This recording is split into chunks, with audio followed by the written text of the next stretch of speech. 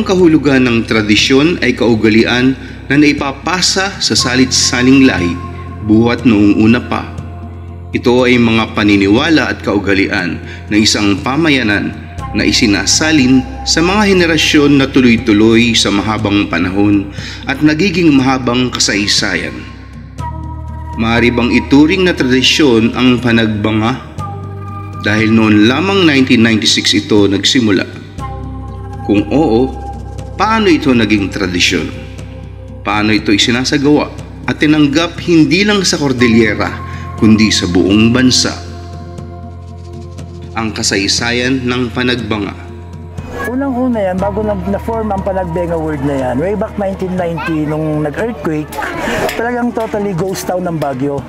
So naisip ng mga iba't ibang department ng government ng Baguio, ba't hindi tayo mag-form ng isang festival?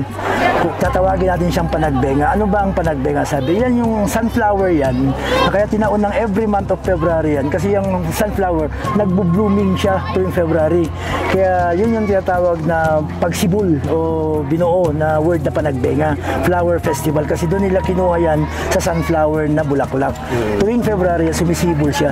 Kankana is one of the tribe of Igorots. We have many kinds of tribes. May tinatawag kami na Ibaloy, Ifugao, Kalinga, Kankanay, different kasi yan, different tribes yan ng mga Igorots. Ano po ba ang tamang pagbigkas? Panagbenga o panagbanga? Panagbanga. Pero kung babasahin mo yung spelling niya, panagbenga. Pero panagbanga dapat dali. Panagbanga. Yun po ay salitang Kangkanay. Kangkanay word. Yun po yung pinagmulan na salita niya. Ibig sabihin, season of blooming. Blooming, yan. So doon nila kinuha yung, hinango yung word na panagbenga.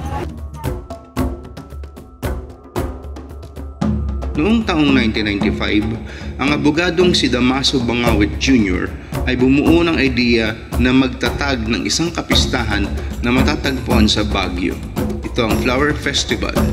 Tinatag ang proyektong ito upang tulungan ang lungsod na makaahon uli sa pagkakalugmo noong 1990 Luzon earthquake. At noong taong 1996, hinango ang Flower Festival ang wikang Kangkanay na kung tawagin ay panagbanga. Ito ay may kahulugang season of blossoming. Ito ay isang buwan at taon ng pagdiriwang ng Baguio City tuwing Pebrero upang ipagdiwang ang kasaganahan ng bulaklak sa rehiyon at magbigay pugay sa mga tao, kasaysayan, paniniwala at tradisyon. Mula nang ilunsad ito noong 1996, ito ay patuloy na umaakit sa milyon-milyong mga turista bawat taon at nagpapalakas sa industriya ng bulaklak at turismo ng lungsod. Ang pinakasikat na event sa panagbanga ay ang Grand Street Dance Parade, isang eksibisyon ng mga tradisyonal na sayaw ng Cordillera.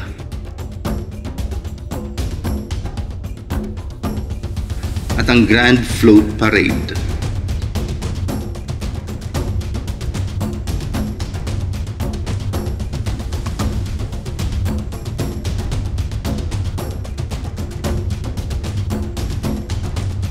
It's a wonderful experience for us to stay here, to see all the happy people, all the wonderful atmosphere here. I enjoyed so much. I come from Germany and I came here extra for this festival.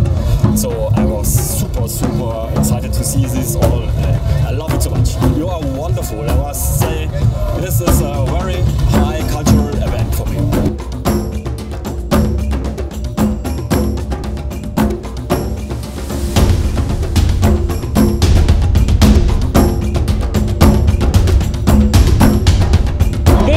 Second year na nanonood kami kasi lately nasa bahay lang, nanonood lang kami sa live kasi nga sa super crowd. So ngayon na may pwesto kami dito sa Portabaga, dito na kami nakakapanood. Malaking advertisement kasi nakikita sa mga tao, yung lalo pa yung logo namin dito, nakikita ng mga turista, ay may gym pala dito, oy pwede tayo dito, ganun. Yeah, it's a big impact.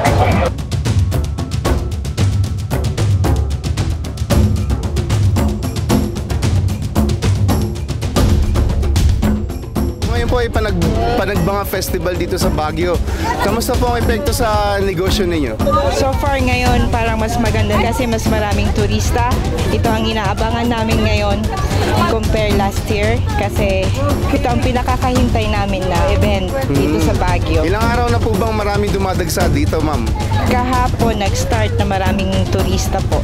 Okay. Bukas po ba inaasahan yung marami din? Yun, isa rin yun. Inaasahan naming maraming turistang darating dito sa Baguio. Nakakatulong ito sa aming barangay kasi isa dito yung beautification na aming barangay.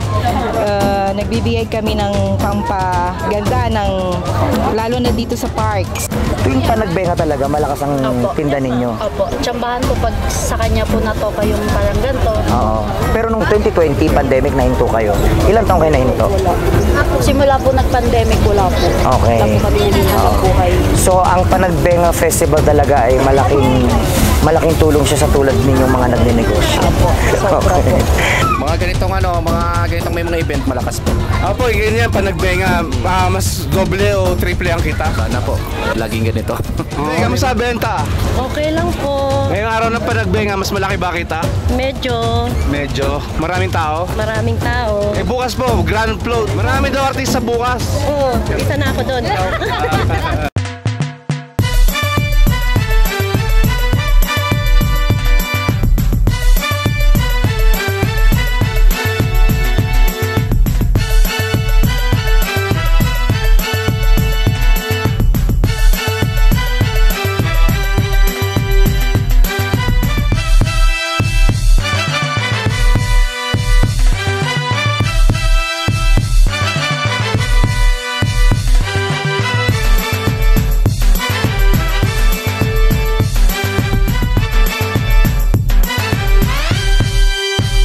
Ang Panagbanga ay hindi eksklusibong ginagawa ng mga residente ng Baguio at Cordillera. Ito ay naging pagdiriwang para sa lahat ng Pilipino. Sa kabila ng pagiging bata ng festival na ito, ang aktibong pakikilahok ng mga tao ay nagbibigki sa kultura at mga institusyon ng lungsod.